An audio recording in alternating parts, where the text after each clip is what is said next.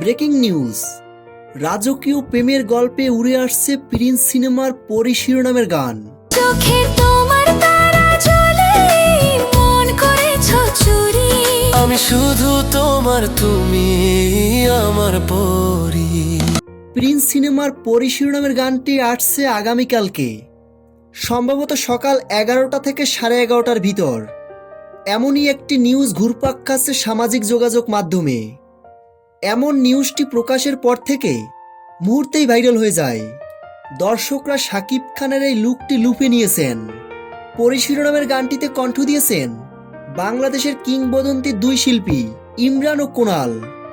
ইমরান ও কুনালের কণ্ঠে বরবাদ সিনেমায় মায়াবী শিরোনামের গানটিও আমরা দেখেছিলাম।